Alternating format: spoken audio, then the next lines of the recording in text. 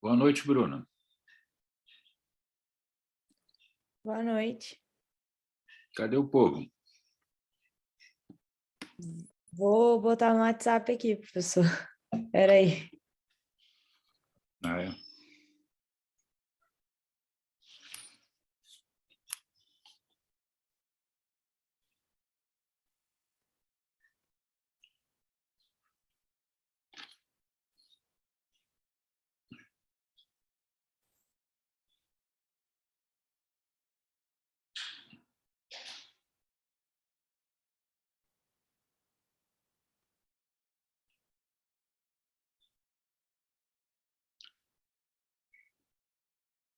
Vocês tiveram algum problema?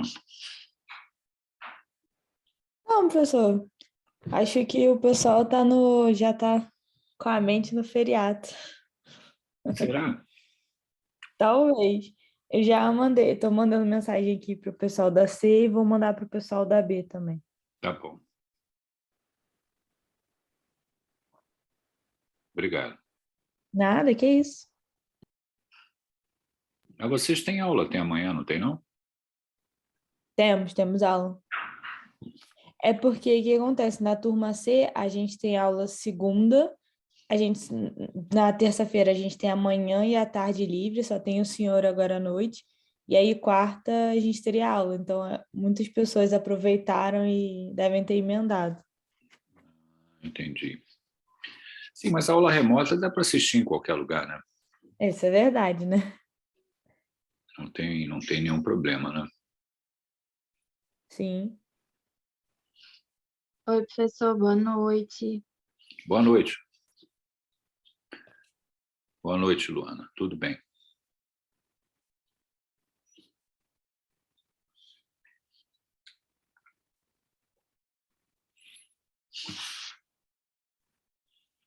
Boa noite, Luiz.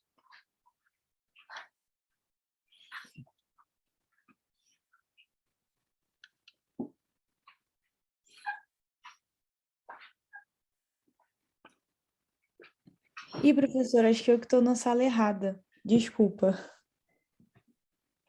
Quem que entrou na sala errada? Eu, Bruna, o meu é outro link. Ah, é? Desculpa. Sem problema.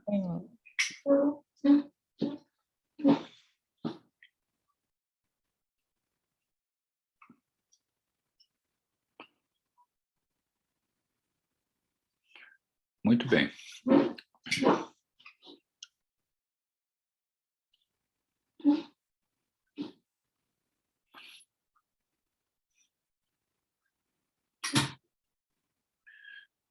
Vamos começar, então.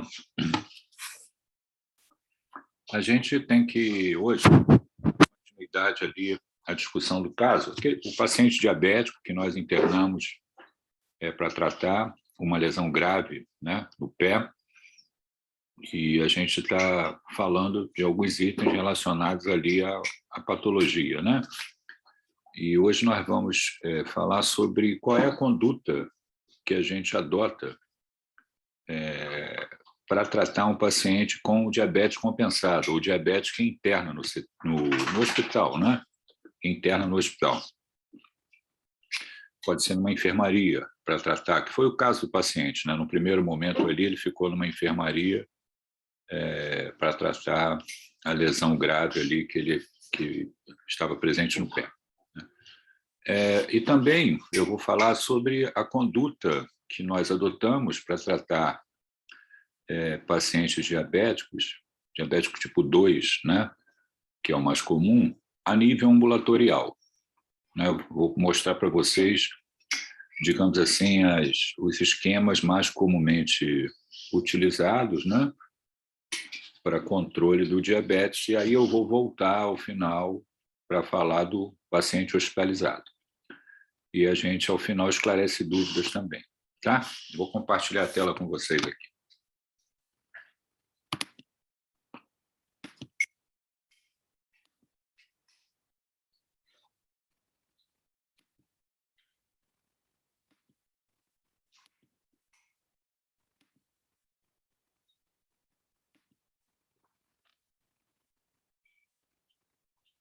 Vocês estão vendo o slide?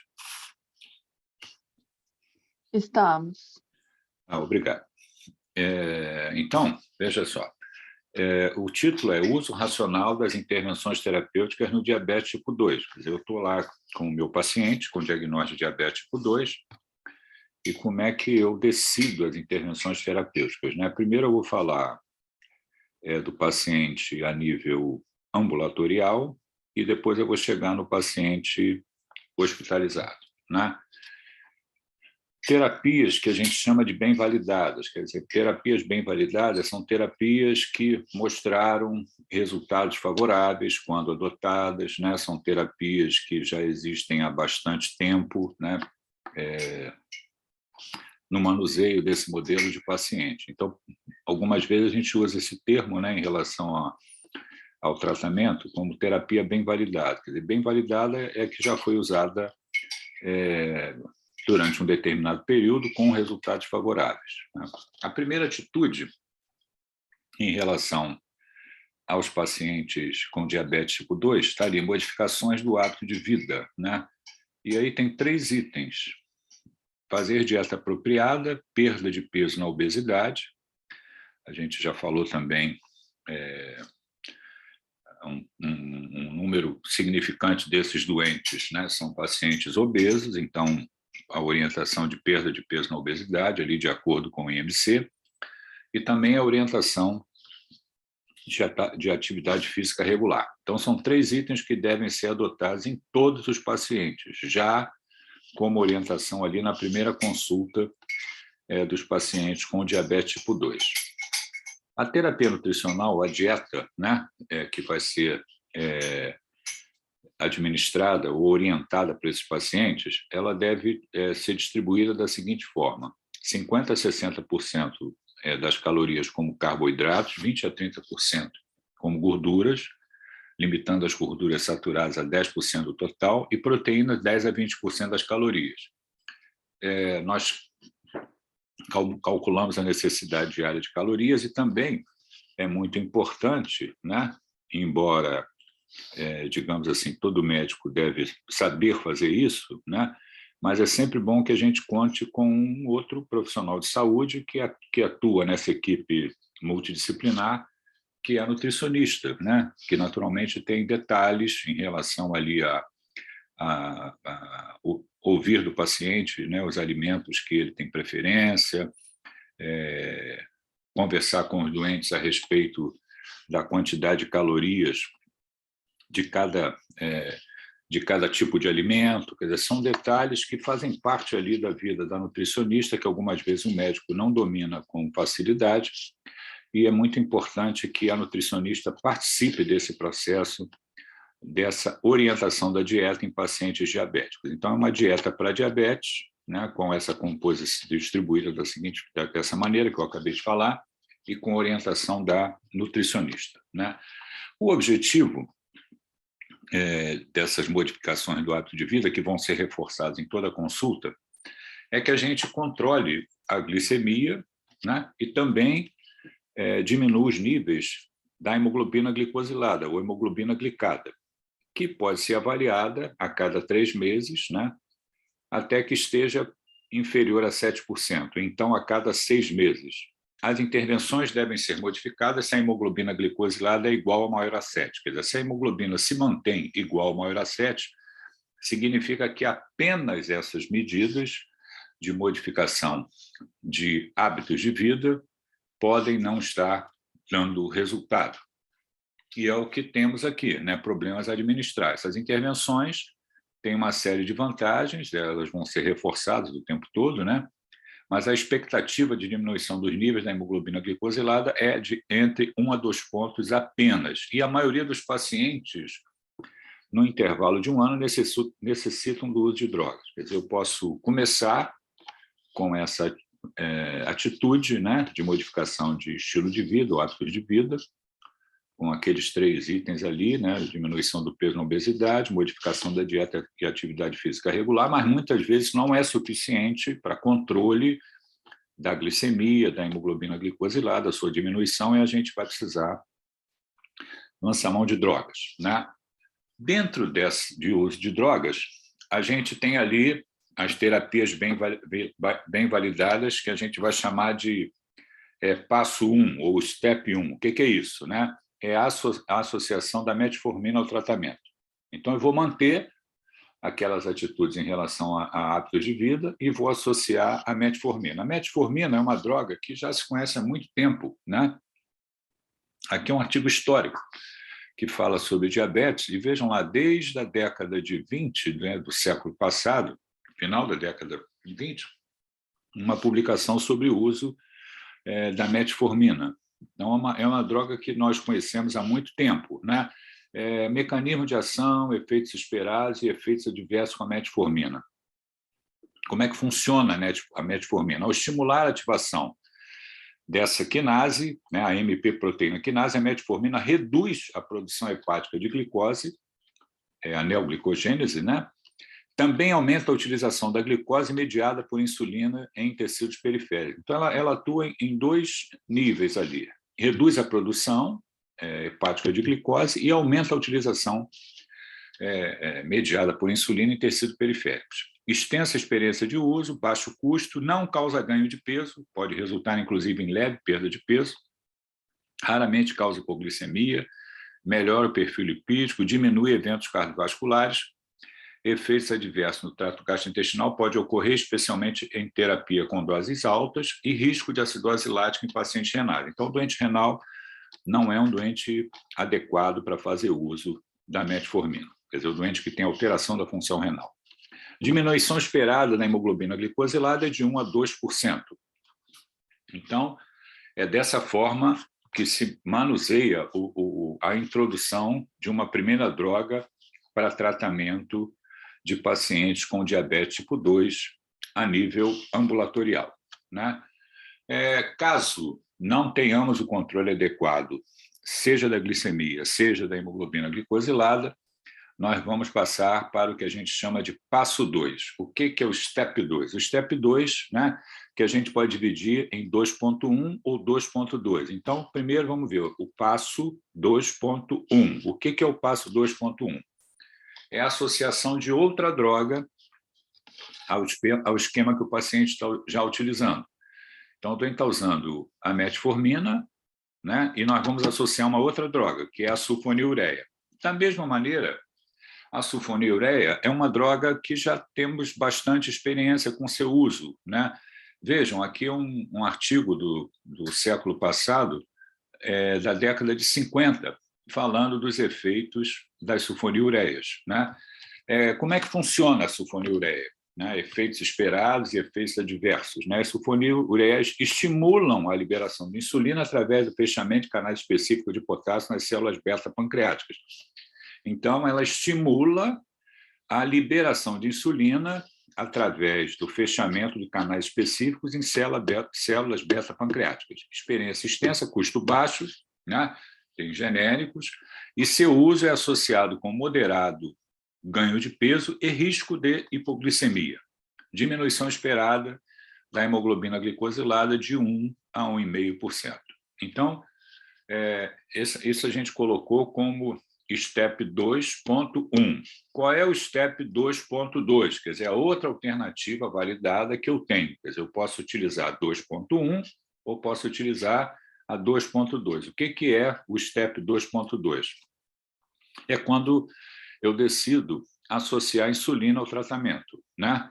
Então, o doente está usando metformina e eu acrescento o uso de insulina. Nesse caso, nós decidimos a introdução da insulina, também já temos experiência, né? A medicina tem experiência com o uso da insulina também. Aqui é uma publicação lá da década de 20, do século passado, falando ali da descoberta da insulina, né? E aqui a gente já mostrou na aula anterior o mecanismo de ação da insulina, através dos receptores da tirosina quinase, ali na membrana celular, e a geração dos substratos de receptor de insulina, né, fosforilação de enzimas, várias ações da insulina e a abertura dos canais transportadores de glicose ali na membrana celular para que a glicose entre na célula e ocorra a glicólise, né, no ciclo de Krebs ali, com produção de ATP para manter a viabilidade das nossas células. A insulina é o agente mais potente para reduzir a glicemia, quer dizer, o nosso hormônio, né, que nós utilizamos, produzido pelo pâncreas para controle da glicemia. Por ativar receptores na membrana plasmática, ela estimula a captação de glicose pelos tecidos e diminui a produção hepática de glicose. O seu uso leva a ganho de peso e pode causar também hipoglicemia severa. Uma série de formas de insulina variam de acordo com o seu tempo de ação. Então, eu tenho algumas formas de insulina, que pode ser de ação curta ou longa, né? Aqui tem um quadrinho, né, que fala dali dos tipos de insulina, de ação rápida, ação curta, ação intermediária e ação longa. As mais utilizadas no ambiente hospitalar é a insulina regular, onde a gente tem um início de ação entre meia e 1 hora, um pico em 2 a 3 horas e uma duração da ação da insulina entre 4 a 6 horas. Então, é como a gente usa a insulina regular no hospital. E também usamos bastante uma insulina de ação intermediária, que é a NPH, que tem uma duração de ação entre 16 e 24 horas. Existem outras drogas ou classes de drogas que podem ser usadas para tratar diabetes tipo 2. Tem uma lista aqui grande dessas drogas que podem ser utilizadas, né? Algumas têm sido bastante utilizadas aí também como alternativas a essas que eu acabei de falar. Mas o que eu quero que vocês guardem é a terapia bem validada, o STEP 1, o STEP 2.1 e o STEP 2.2, né? Importante. O alvo de uma hemoglobina glicosilada próxima do normal, 6 a 6,5%, se implementada com segurança, pode ser considerada para aqueles pacientes com diagnóstico recente de diabetes tipo 2 e com uma expectativa de vida longa. Objetivos mais relaxados para o nível da hemoglobina glicosilada pode ser preferível para pacientes idosos que já têm um tempo longo de diabetes tipo 2 e também apresentam doença cardiovascular associada. Esses doentes idosos têm uma chance maior de fazer hipoglicemia e também ter eventos cardiovasculares, se a gente procura o controle estrito ali da glicemia e níveis mais baixos de hemoglobina glicosilada. Então, voltando ao caso, né? Como é feito o controle da glicemia nos pacientes? No primeiro momento, o controle da glicemia no ambiente hospitalar é sempre feito com o uso de insulina regular. Então, eu vou interromper aqui o compartilhamento para conversar com vocês. Estou vendo aqui que tem um... Acho que tinha alguma coisa aqui no bate-papo. Não, é só uma boa noite. Alguma pergunta em relação ao que foi dito? Não, professor. Tudo tranquilo. Acho que não também. Tranquilo. Ok, Luana. Ok, Luciana. Então, veja bem. Então, vamos lá. O nosso doente foi admitido para tratamento de complicação relacionada ao diabetes, que é o pé diabético. Nós vamos falar sobre isso na próxima aula, né? A conduta ali em relação ao pé diabético, os vários detalhes que estão ali relacionados a esse tipo de conduta, mas hoje a gente está falando no que se refere ao controle da glicemia nos pacientes com diabetes tipo 2, a nível ambulatorial e com o paciente internado. Eu internei o doente para tratar ali a complicação do diabetes, né? O que eu faço? O que vocês acham que a gente faz? Eu mantenho as drogas que o doente está usando, eu suspendo as drogas que o doente está usando, eu prescrevo insulina NPH, eu prescrevo insulina regular. Como é que eu faço isso? Como é que eu resolvo isso? Alguém sabe? Alguém tem ideia?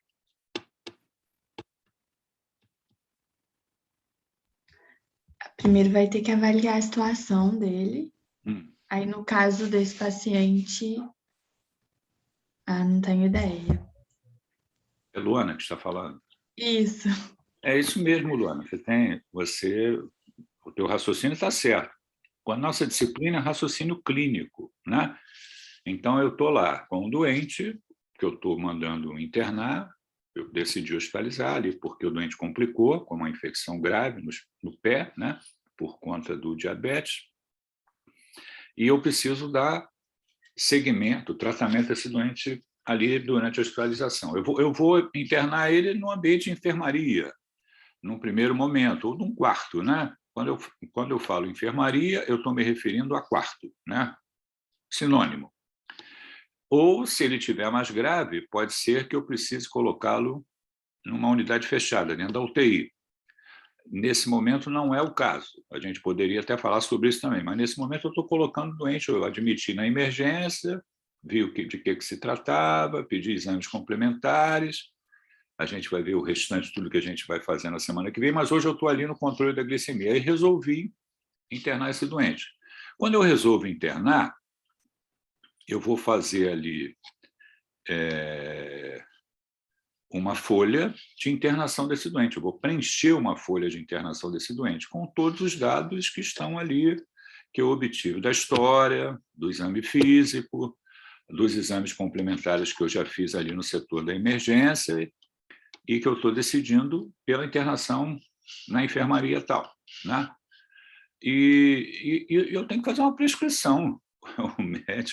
O médico, quando decide internar o doente, ele acaba não, obrigatoriamente, isso termina numa prescrição.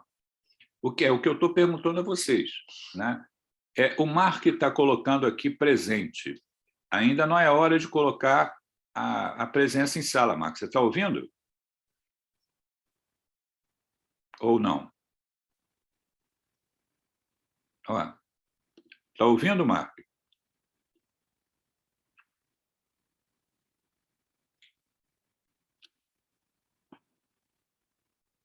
Mark Aragão, está ouvindo?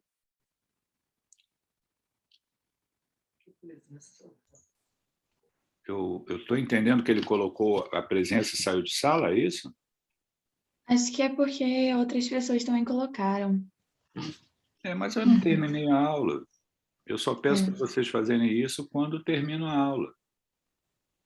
Concorda? É verdade, está certo. Isso foi falado no primeiro momento. Tem 3 pessoas aqui, ó. A Bianca. Está ouvindo, Bianca?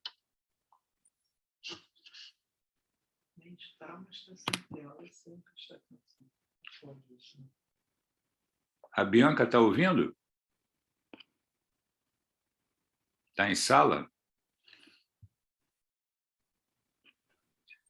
Professor, eu tive que ligar pelo celular porque meu computador não está ativando o áudio. Sim. Ok. Agora você está ouvindo. Sim. Então, você assistiu a aula, Mark? Ou não? Sim, é assim. Só cheguei um pouco atrasado. Então, a pergunta que eu estou fazendo é o seguinte, para você ou qualquer outro aí que queira participar. Eu admiti o doente no ambiente hospitalar e agora eu preciso fazer uma prescrição. Essa prescrição ela tem que ter um item que se refere ali ao tratamento, ao controle do diabetes. Como é que eu faço isso?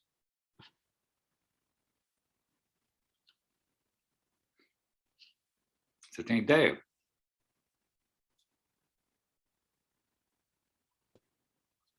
Professor, você pode repetir? Porque meu filho não deixou escutar nada. Vou não repetir. consegui escutar a pergunta. Você tem que avaliar o paciente, né? Lógico. Avaliar faz parte, né? Você atendeu na emergência, você fez o diagnóstico de um paciente diabético com uma infecção grave no pé e resolveu internar. E aí você vai pedir uma vaga, vai ver se tem a vaga, vai decidir a internação, vai colocar esse doente, digamos, numa enfermaria, num apartamento, e você, como médico, vai fazer a prescrição do doente. Eu estou te perguntando, dentro da prescrição, como é que você vai resolver a questão em relação ao diabetes, dentro da sua prescrição? Você vai escrever o quê? Vai prescrever o quê?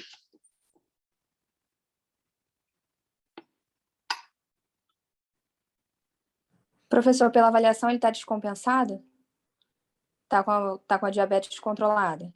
Ele não faz uso de nenhum medicamento? Vamos dar um exemplo para você. Eu fiz ali a glicemia do doente na emergência, deu 300 miligramas por decilitro. 300. E eu resolvi internar, o doente está sendo internado. E aí? O que eu faço? Então, para controlar ali, não pode aplicar insulina? Pode aplicar insulina, sim. Como? Para fazer o controle ali da hora. já que está muito alto. E aí depois ver qual vai ser o protocolo adequado para ele. Qual vai ser o protocolo adequado para ele, Luciana? Você está fazendo a prescrição. Eu vou escrever isso na minha prescrição. Vamos ver qual é o protocolo adequado para ele. O médico escreve isso na prescrição?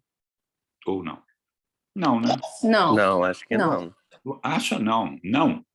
O médico, ele é responsável pela prescrição, ele tem que decidir. Vocês estão aprendendo, daqui a pouco vocês vão ser médicos.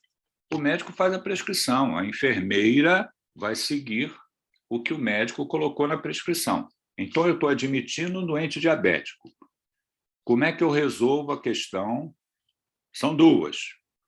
Uma é simples, né? Se o doente aceita a alimentação oral, né? Ele está lúcido, ele pode receber uma dieta via oral. O primeiro item de qualquer prescrição é a dieta. Se trata-se de um paciente diabético, eu vou escrever ali, dieta para diabetes. Isso vai ser sinalizado para o serviço de nutrição para oferecer àquele doente uma dieta apropriada para diabetes, que a gente já falou lá no início. Uma dieta com uma distribuição de calorias próprias para o paciente diabético, uma quantidade menor de carboidrato. Se o doente pode receber dieta, será dessa maneira. Se eu achar que ele não pode receber dieta, eu vou botar dieta zero, até segunda ordem. Quem decide isso é o médico. Se vai receber dieta, se não vai receber dieta. Além da dieta, eu tenho que também colocar na prescrição itens ou item relacionado ao controle da glicemia. É isso que eu estou perguntando. Como é que eu resolvo isso? Bem, Omar? Alguém pode falar.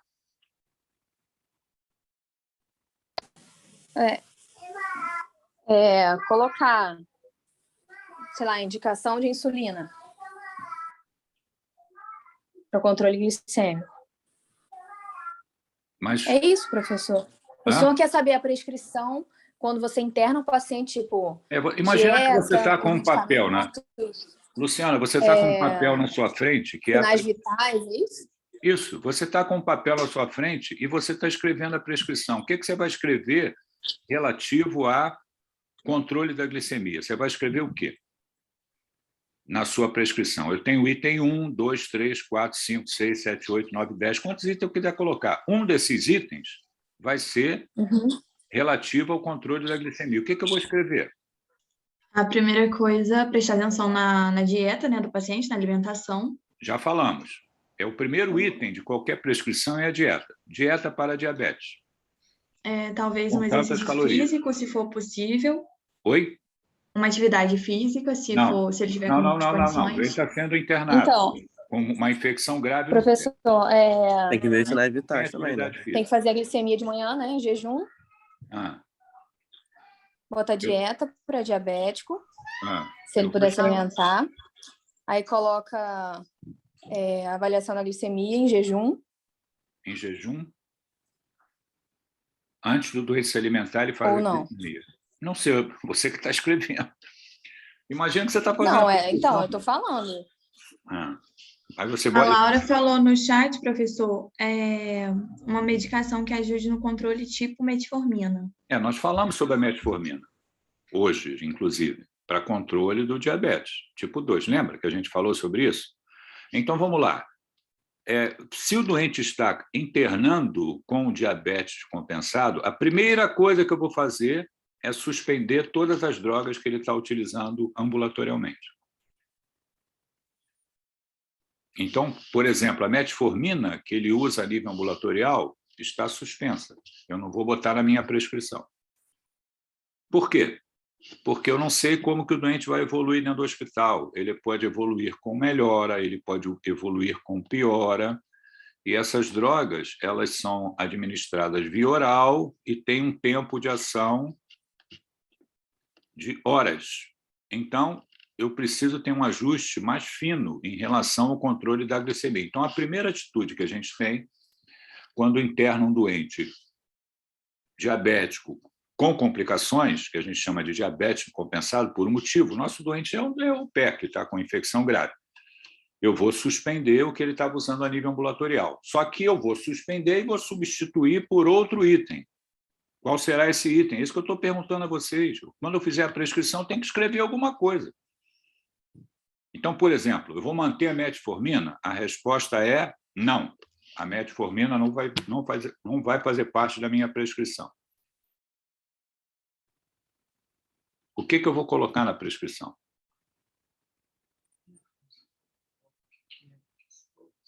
Se vocês olharem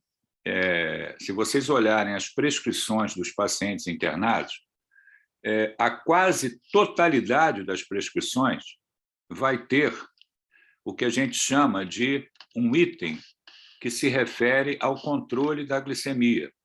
E como é que isso é colocado na prescrição? Da seguinte forma, eu prescrevo da seguinte forma, controle da glicemia, glicemia capilar é o hemoglucoteste, a enfermeira faz na pontinha do dedo aqui, ó, com um aparelhinho e vê o nível de glicemia. Então, glicemia capilar a cada 4 horas. Insulina regular, subcutânea, de acordo com os níveis da glicemia capilar. Vou repetir. Item, controle de glicemia. Glicemia capilar ou hemoglucoteste a cada 4 horas. Insulina regular, subcutânea, de acordo com o resultado da glicemia capilar.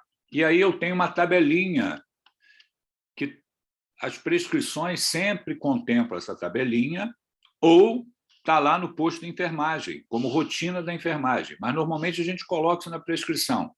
E aí está escrito ali na tabelinha o seguinte, entre 0 e 140, 0 insulina regular. Entre 141 a 180, 4 unidades de insulina regular subcutânea. Entre 181 a 220, 8 unidades de insulina regular subcutânea. De 221 a 260, eu falei 4, 8, 12 unidades de insulina regular subcutânea. Acima de 260, 280 a 320, 12 unidades de insulina regular subcutânea. Acima de 320 ou menor do que 70, menor do que 60, avisar o médico. Entenderam? Entendi sim, professor. Se vocês andarem dentro do hospital e olharem as prescrições dos doentes, vocês vão encontrar praticamente em todas as prescrições, independente do doente ser diabético ou não, esse itemzinho de controle de glicemia. Se o doente não é diabético, e, portanto, quando eu fizer a glicemia capilar vai dar normal, eu suspendo isso. Se o doente é diabético, eu vou fazer isso para quê? Para controlar a glicemia do meu paciente. Dessa maneira, glicemia capilar a cada 4 horas, insulina regular subcutânea a cada 4 horas, de acordo com o resultado da glicemia capilar. 0, 4, 8, 12 e acima de 320, chamar o médico, menor do que 70 ou 60, chamar o médico, que é hipoglicemia. É isso que vai ser feito quando eu fizer a prescrição no primeiro momento. Coloquei o doente, internei o doente, vou fazer a prescrição. Um dos itens da prescrição vai ser esse, controle da glicemia. E, bom, por que eu estou falando isso? Qual é a insulina que nós vamos fazer no primeiro momento para esse doente? É a insulina de ação curta, a insulina regular, que a gente usa comumente no hospital no primeiro momento. Eu vou suspender as drogas que o doente está usando a nível ambulatorial e vou substituir pelo controle da glicemia com a glicemia capilar, com a insulina regular de acordo com o resultado. Entenderam? Ou não? Sim, sim. Agora sim. Dúvidas?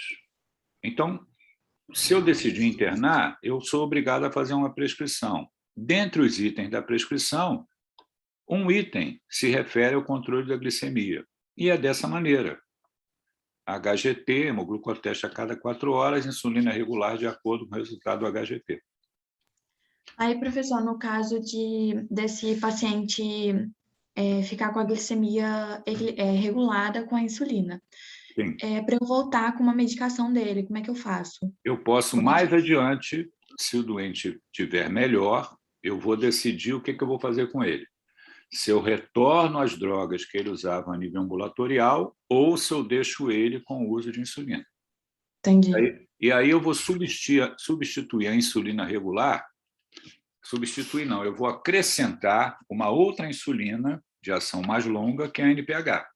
Aí eu introduzo a NPH e a necessidade de insulina regular ela fica menor. Ou eu decido retornar com as drogas que o doente fazia a nível ambulatorial. Mas, no primeiro momento, a minha atitude vai ser sempre a mesma. Vou usar controle, vou avaliação da glicemia capilar e uso de insulina regular. Estabilizei a glicemia, o doente está andando bem, está melhor, controlou a infecção. O que eu faço? Eu posso retornar o que ele usava antes a nível ambulatorial ou trocar o que ele usava antes por exemplo, o uso de insulina NPH. Isso é decidido posteriormente. Entendi. Entendeu? Ainda existe uma outra condição que também está relacionada a controle de glicemia, que a gente chama de hiperglicemia relacionada ao estresse. Algumas vezes o doente interna por uma infecção grave, por exemplo, e aí ele desenvolve hiperglicemia, com necessidade do uso de insulina, como eu acabei de falar. Só que depois que ele melhora da infecção, essa necessidade do uso de insulina desaparece, né? Então, o que aconteceu com esse doente? Por conta da infecção, ele fez resistência à insulina, a gente chama isso de hiperglicemia relacionada ao estresse. Ele não é caracterizado como diabetes, não é, porque ele não permanece com necessidade de tratamento de diabetes propriamente dito, a glicemia retorna ao normal e tudo aquilo que eu fiz é suspenso. Isso é um detalhe, né? O nosso doente não é esse. O nosso doente ele é um paciente diabético que descompensou por conta de uma infecção grave e teve que ser hospitalizado. O que eu estou conversando com vocês é o que eu faço na prescrição quando eu coloco esse doente para dentro do hospital, no que se refere a controle do diabetes. Ok? Ok, certinho. Alguma dúvida adicional? Acho que não. Não? Muito bem. Na semana que vem, a gente vai falar sobre o...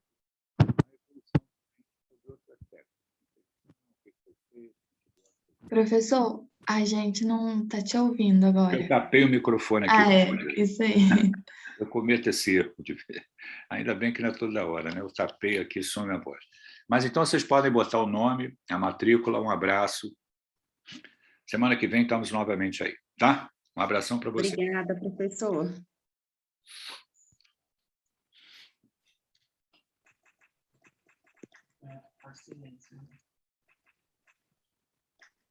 Não.